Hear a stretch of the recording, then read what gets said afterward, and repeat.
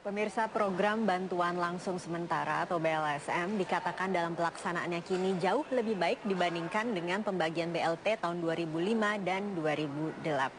Nah, untuk memastikan proses penyalurannya sehingga berjalan sesuai dengan perencanaan, bagaimana pengawasannya dan bagaimana pula penyalurannya, sudah sesuaikah dengan data di KPS atau Kartu Perlindungan Sosial? Bersama saya telah hadir Profesor Syahabudin, Direktur Perlindungan Korban Bencana Sosial dari Kementerian Sosial RI. Pak Prof, terima kasih, selamat pagi atas kehadirannya. Selamat pagi Mbak Chandra. Selamat pagi para pemirsa di rumah dan dimanapun berada. Oke, Prof, sebenarnya bagaimana kiranya perkembangan terakhir dari penyaluran BLSM, bisa disinggung, Pak?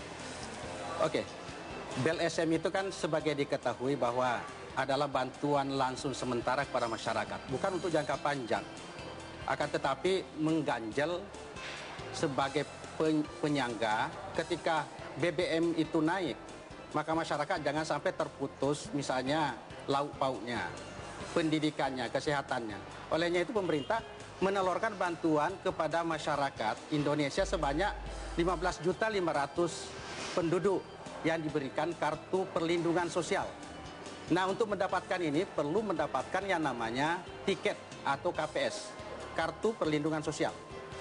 Nah, perkembangan terakhir kita penyaluran bantuan sementara ini BLSM ini sudah hampir finish. Kita berada di penghujung tahap kedua. Sebagai diketahui bahwa tahap pertama BLSM kita ini mencapai pada 95 sekian persen.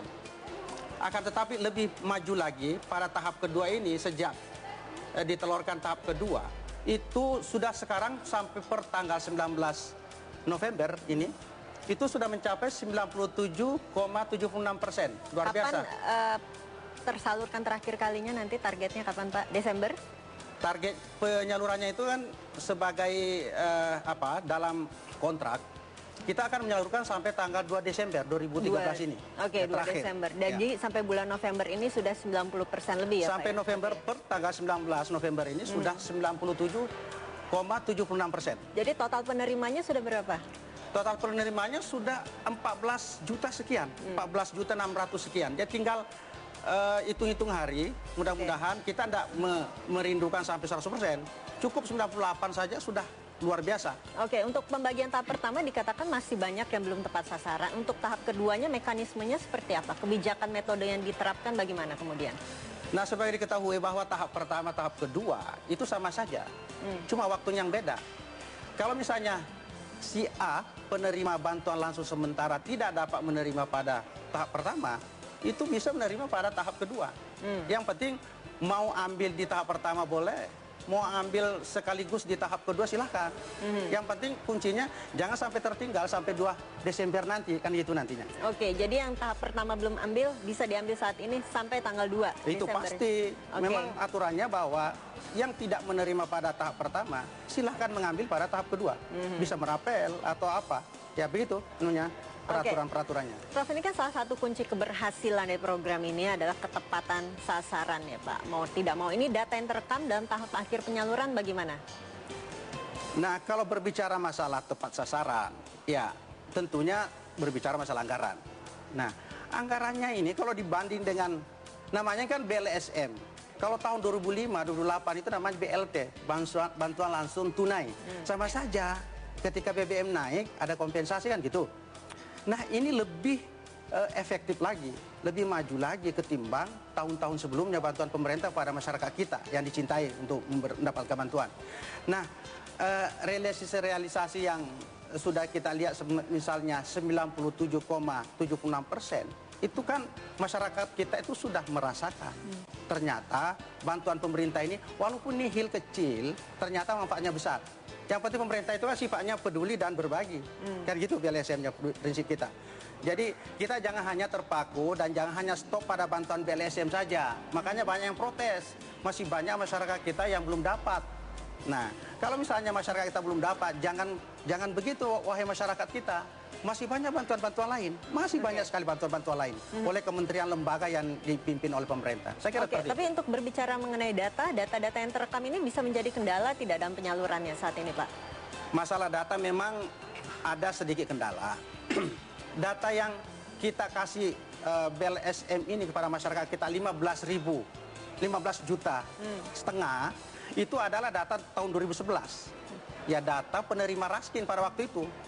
Nah, BPS statistik dengan terpadu TNP 2K itu datanya yang dipakai oleh tahun 2011.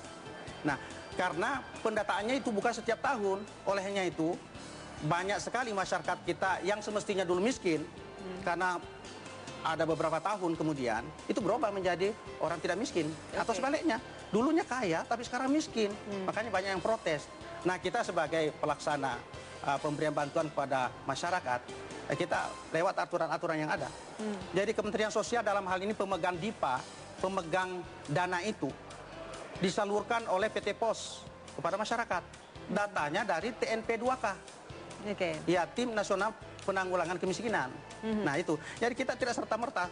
Jadi bantuan yang diberikan kepada masyarakat ini adalah kerjasama beberapa kementerian lembaga. Saya kira seperti itu. Oke, jadi data yang pada saat penyaluran pertama dengan penyaluran kedua itu pasti ada perubahan dong, Pak. Dilihat dari yang penyaluran pertama bagaimana, kemudian kedua ada perubahan pastinya. Ada perubahan. Perlu kita ketahui bahwa ketika masyarakat mau diberikan bantuan, itu kan ada namanya KPS, Kartu Perlindungan Sosial. Nah, PT POS mengantarkan kepada penerima-penerima BLSM ini.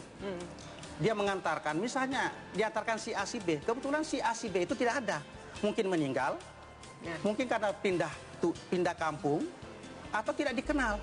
Nah, otomatis kartu perlindungan sosialnya dikembalikan ke pos.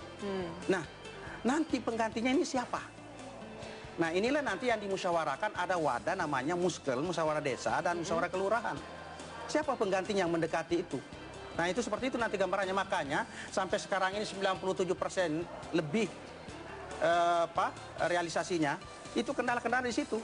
Karena masih diproses pengganti-pengganti yang tidak semestinya menerima pada saat itu. Jadi ada istrinya retur, dikembalikan kartu itu. Dan tidak boleh sama sekali orang menerima tanpa ada kartu itu. Maka kartu itu dialihkan kepada siapa yang akan menerima selanjutnya. Solusinya bagaimana? Dimusyawarahkan tenggat waktunya kapan? Dimusyawarahkan sebenarnya sudah lewat waktunya. Namun prosesnya lama. Setelah dimusyawarahkan di kelurahan atau desa, siapa penggantinya yang menerima BLSM itu dihadirkan tokoh agama, tokoh masyarakat, aparat desa, kemudian pihak-pihak yang menyerahkan. Nah, ketika setelah itu di-entry data, dibawalah ke Pos Mampang, setelah di-entry, dibawa ke Kemensos untuk disahkan. Kemensos kembalikan ke Pos untuk dicetak. Jadi memang ada prosesnya. Banyak prosesnya, makanya waktunya kita diperpanjang sampai 2 bulan lebih. Baik, Prof, kita harus break dulu sejenak. Kami akan kembali setelah pariwara yang berikut ini. Tetap bersama kami di Metro TV.